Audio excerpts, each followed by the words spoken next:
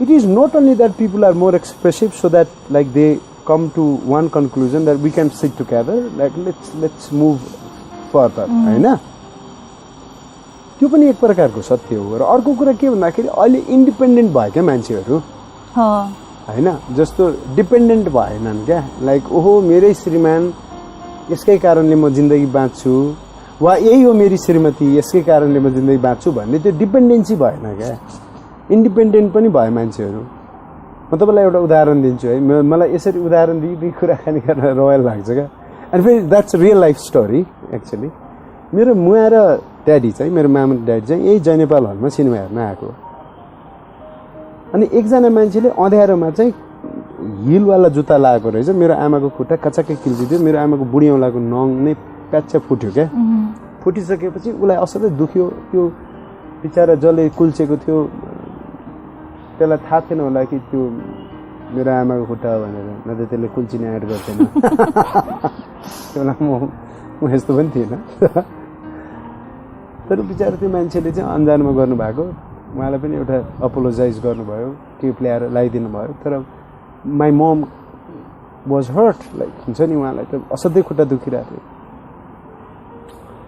ड्याडलाई चाहिँ भन्छेछ अब एकदम खुट्टा दुख्यो जाउँ न भन्दाखेरि बाउले चाहिँ एकछिन पख न सिनेमा हेरौँ नि त कि, बिकज ड्याडलाई चाहिँ सिनेमा हेर्न मन लागिरहेको। अनि आमाले खुट्टा सहेर भए पनि हेरेछ क्या। त्यसमा दुई चिज थियो, हेरेछ पछि हाफ टाइममा चाहिँ माई ड्याड रियलाइज ओके उसलाई एकदमै दुखिरहेछ, अनि उहाँहरू निस्किनु भयो। मेरो आमाले सहनुको पछाडि उहाँको पर्सनल एट्रिब्युट पनि होला कि सहनुपर्छ भन्ने पनि होला। अर्को कुरा डिपेन्डेन्सी पनि हो क्या, बिकज मेरो आमा त्यहाँबाट जुरुक्क उठेर तिमी नै हेरिराख म हेर्दिनँ यो फिल्म भनेर आफै उठेर ट्याक्सी लिएर घर पुग्न सक्दैन क्या, होइन? अहिले त्यही घटना मेरो वाइफसँग भइदिए भए हाफ टाइमसम्म कुर्छ यार, तेरो फिल्म त्यही हेर भनेर निक्लिहाल्छ नि, राइट? सो मलाई के लाग्छ भने त्यो अहिले चाहिँ मान्छे people are more independent and people are more like हुन्छ नि लाइक एक्सप्रेसिभ। त्यही भएर पनि हो जस्तो लाग्छ मलाई। यो कस्तो प्याराडक्सिकल कुरा जस्तो कि होइन, कोही व्यक्तिमाथि आफ्नो इमोसनल सिक्योरिटी, अघि तपाईँले भन्नुभयो नि कि सम्बन्धहरूले सबैभन्दा खुसी पनि बनाउँछ सबैभन्दा दुखी पनि बनाउँछ भनेर, होइन? कोही अर्को एउटा व्यक्तिमा मेरो इमोसनल सिक्योरिटीको जिम्मा दिनु कत्रो ठुलो रिस्क हो, होइन? फेरि म त त्यसरी दिँदिनँ, मैले जिम्मा दिएको होइन, मेरो त कन्फर्मेसन लिएको हो। मलाई थाहा छ क्या म यहाँ खुसी छु भनेर, मेरो चोइस हो। फेरि हेर्नुहोस् न, मेरो चोइस हो नि त्यो त, and that's my choice that I want to be happy with this person. That's my choice. I have not given, I have not like मैले सुम्पेको छैन। That's my choice कि म तिमीसँग खुसी हुन्छु, हैन?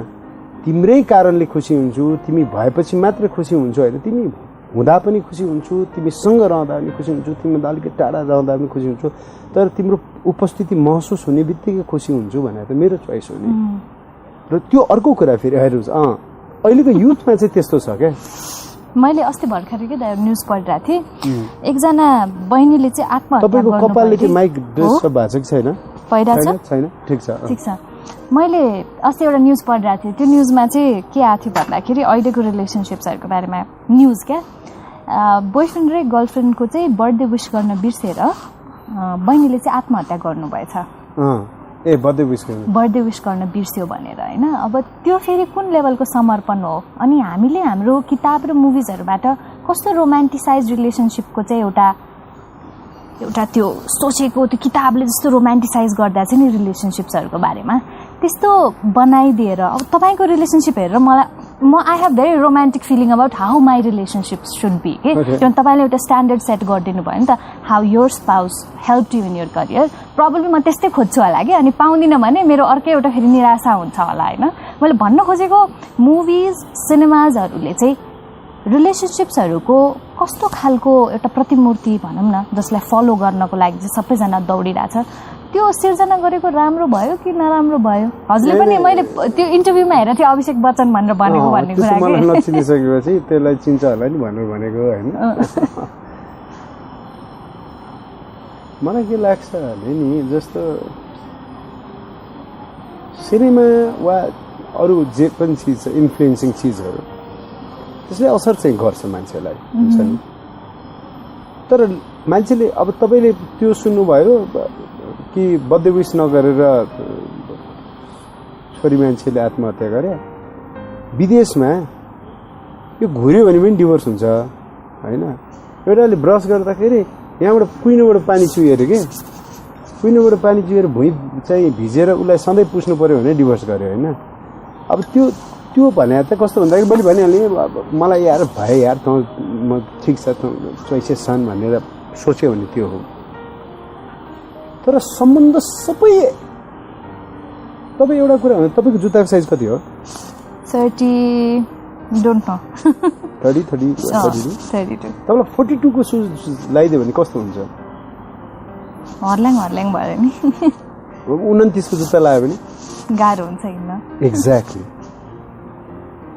प्रत्येक सम्बन्धको आफ्नै सेप एन्ड साइज हुन्छ क्या तपाईँले अर्काको सम्बन्धको सेप एन्ड साइजसँग कम्पेयर गर्न थाल्नुभयो भने कि खुकुलो हुन्छ कि टाइट हुन्छ बाबा होइन मैले मेरो सम्बन्ध त मेरै स्टाइलले बनाएको हो नि तपाईँले आफ्नो सम्बन्ध आफ्नै स्टाइलले कोही अरूले पनि अरूकै स्टाइलले गर्नुपर्छ होइन एउटा घरमा छिमेकीले चाहिँ यसो हेरेर शाहरुख खानले चाहिँ काजलसँग रोमान्स गरेको देखेर भनेछ कि हेर्न त्यहाँ हेर त्यो शाहरुख खानले कस्तो मजाको रोमान्स गरिरहेको छ कस्तो राम्रो रोमान्स गरिरहेको छ हेर त काजलसँग भन्दाखेरि छिमेकीले के भनेछ भन्दाखेरि त्यति पैसा दियो भने त म पनि जोसँग पनि रोमान्स गरिदिन्छु भनेर भनेको क्या त्यहाँ माथि हुन्छ नि they are paid for that त्यही भएर मैले भने तपाईँको सु साइज भनेको पर्फेक्ट तपाईँको खुट्टाको लागि हुनु पऱ्यो होइन रिलेसन पनि ठ्याक्कै त्यही हो हामी के गर्छौँ भने हो जहाँ तुलना गर्न थाल्यौँ त्यहाँबाट चाहिँ अप्ठ्यारो हुन्छ हो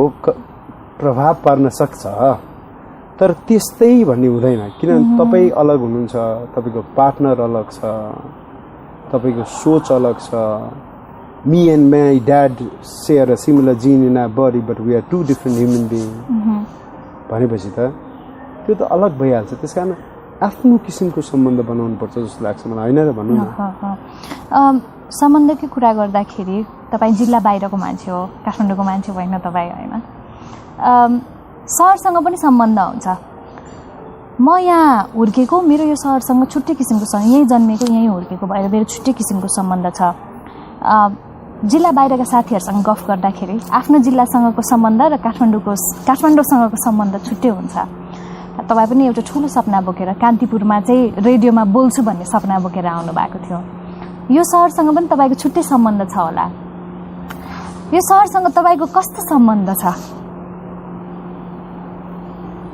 मन पर्छ तपाईँलाई यहाँ बस्न कि आफ्नै जिल्ला मन पर्छ बस्न कृष्ण भगवानको दुईटा आमा जस्तो छ क्या होइन एउटाले जन्म दियो अर्कोले हुर्कायो त्यस्तै सम्बन्ध छ मेरो पनि काठमाडौँसँग अति प्रिय छ काठमाडौँ मलाई अति प्रिय मलाई काठमाडौँको बारेमा कसैले नराम्रो भन्दाखेरि चित्त दुख्छ रिस उठेर आउँछ वीरगञ्जको बारेमा त म नराम्रो सुन्नै सक्दिनँ होइन किनभने त्यहीमा जन्मिए त्यही माटो खेले त्यही मेरा बालसखाहरू छन् कस्तो कोइन्सिडेन्ट भने फेरि आज मात्रै मेरो साथी चाहिँ फर्क्यो वीरगञ्जबाट आएको थियो we had a great time सो सपना देख्न सिकाएको ठाउँ र सपना पुरा गरिदिएको ठाउँ हो नि त यो होइन सायद म वीरगञ्जमा त्यो परिस्थितिमा त्यो वातावरणमा मैले हुर्किने मौका नपाएको भए मेरो सपनाका परिधि पनि खुम्चेर जान्थ्यो होला अस्ति विजय कुमार पाण्डे सरको चाहिँ म फलो गर्छु उहाँले एउटा लाइन भन्नुभयो अनि मलाई बडा सोचसँग मग्न भयो क्या म एकदमै कस्तो खतरा कुरा हो भन्नु भने यो सहर एउटा दौड हो भन्ने त होइन नि होइन उहाँले के भन्नु भन्दाखेरि पोखरी भन्दा माछा ठुलो कहिले पनि हुँदैन भनेर भन्नुभयो क्या मलाई कस्तो छोयो त्यो चिजले सायद मैले जुन चाहिँ ठाउँमा जन्म लिएँ त्यो ठाउँको माया त्यो ठाउँको प्रोत्साहन त्यो ठाउँले नै मलाई के भन्यो भन्दाखेरि हेर्नुहोस् त कति ठुलो त्यो ठाउँ होला जसले आफ्नो बच्चालाई काखबाट यसरी निकालेर जा यो काखभन्दा अर्को काख ठुलो छ त्यहाँ त खुलेर नाच्न सक्छस् भनेर पठायो भनेपछि मलाई काठमाडौँसँगको सम्बन्ध बडा प्रिय छ। आई